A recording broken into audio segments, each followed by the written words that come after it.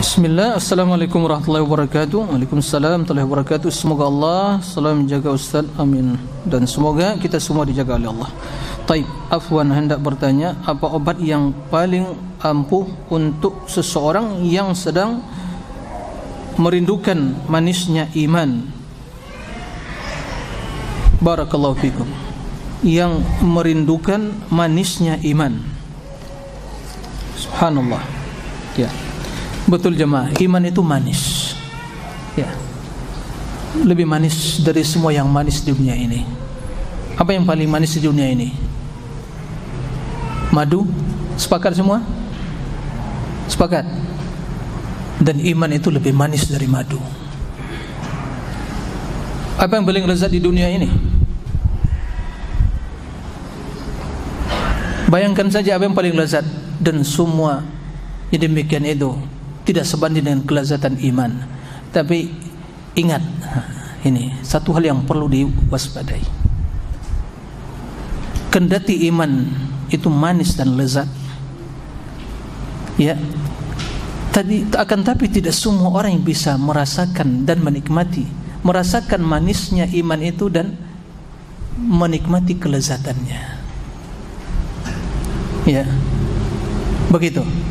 Sama bila dikatakan wallah ini zain, mumtaz, hada asal asabi, madu asli, manis jiddan. Tapi bila digarbikan kepada orang yang sakit lidahnya mungkin udah ya hilang perasa, bisa merasakan manisnya ini madu. Lezat jiddan ya akhi, hada ta'am laziz jiddan. Tapi dikatakan orang yang sakit, dia tidak merasakan lezatnya, dia rasakan pahit. Kenapa? Karena perasa itu telah hilang. Bisa dipahami? Masing-masing kita punya hati. Tapi bila perasa dalam hati itu telah hilang, maka selezat apapun iman dan amal soleh itu semua jadi hambar dan hampa, gak ada rasanya. Maka inilah kenapa kita membaca ayat solat di malam hari pun tidak bisa menangis. Kenapa? Ayat-ayat tentang neraka, tentang surga dibaca, kita malah ketawa ketiwi kan gitu. Kenapa? Ya ini, karena perasa itu semakin apa? Ya, semakin hilang. Maka berarti kita membenahi diri, hati. Bagaimana caranya agar manisnya iman itu bisa dirasakan dan nikmati kelezatannya? Ya, benahi hati kita. Karena iman tempatnya di hati dan diimplementasikan dalam amalan. Bagaimana caranya? Ya, sering-sering membaca Al-Quran, sering banyak berzikir dan mentadabbur nama-nama Allah dan sifat-sifatnya. Akan tumbuh dalam hati kecintaan, pengagungan, kedekatan kepada Allah. Bila hal itu semua bersemi dalam hati, pasti seorang akan bisa merasakan kedekatan diri kepada Allah, lezatnya iman, lezatnya bermunajat kepada Allah, lezatnya ibadah, lezatnya membaca Al-Quran, lezatnya berzikir kepada Allah. Karena hati yang tulus. Benar apa yang dikatakan Uthman bin Affan, "Lau tahurat qulubuna ma syabihat min kalamillah." Kalau hati kita suci, bersih, suci, tidak akan pernah bosan dari Al-Quran. Mohon maaf, hari ini ada yang tidak baca Al-Quran? Tanya diri masing-masing. Kalau sudah baca, berapa halaman? Hari ini berapa zikir pada Allah pagi dan petang hari sudah dibaca? Jadi hidup seorang, hati seorang yang beriman tanpa zikir bagaikan kehidupan ikan di daratan. Bisa hidup?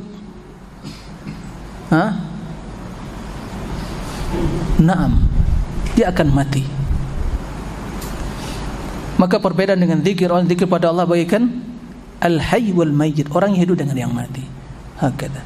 Oleh karena itu, ya berarti yang pertama sebenarnya adalah enggak ada obat yang lain. Ya, kemanapun cari resep tidak ketemu, kecuali dalam Al-Quran. Ya, yaitu tanamkan kecintaan kepada Allah, keridhaan kepada Allah. Dzaqa ta'mal iman man radiya billahi rabba wa bil islami dina wa bi Muhammadin nabiyya wa rasulah.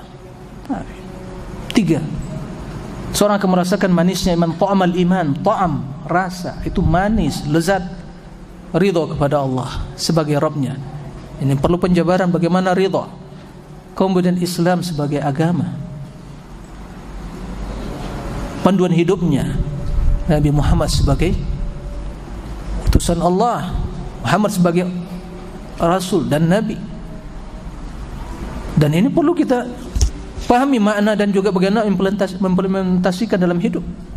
Nah, seperti itu. Sehingga juga dikatakan bahwa sehingga pantas Nabi di setiap pagi di antara zikir dan pagi beliau adalah raditu billahi rabba wa bil islami dina wa bi Muhammadin wa rasulah. 6. Seperti itu. 6. Cinta kepada Allah, cinta kepada Rasul, mencintai sesuatu karena Allah. Maka dengan demikian seorang akan bisa merasakan manisnya iman, akan bisa menikmati indahnya taman surga dalam hati dan jiwanya. Syekhul Islam pernah mengatakan bahwa, atau yang sebagian ulama, inna fid dunya jannah man lam yadkhulha lam yadkhul jannatal akhirah. Jadi ada taman surga di dunia ini yang harus kita nikmati keindahan dan kita masuk ke dalamnya. Kalau tidak kita nikmati keindahan dan masuk ke dalamnya, tidak masuk surga akhirat. Itulah taman surga, keimanan, kecintaan, keagungan amal soleh yang ada dalam kehidupan seorang hamba. Jadi intinya perbaiki hati, insyaallah yang demikian itu ya, dengan pertolongan Allah bisa terrealisasi.